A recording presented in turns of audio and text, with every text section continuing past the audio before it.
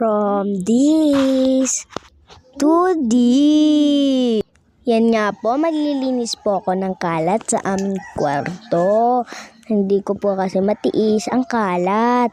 Dapat matuto tayong maglinis ng ating bahay kapag kakagising. Ayan, tiniklop ko nga din po ang aming higaan. At yan po, nagwalis din po ako. Kasi nga po, magabok po yung sahig namin. Lalo na po at tag-ulan ngayon. At hindi ko din po nawalsan ang aming harapan kasi nga po ito'y basa. Kasi po umalon po kanina ng malakas. At yan nga po, sa kusina naman po ako.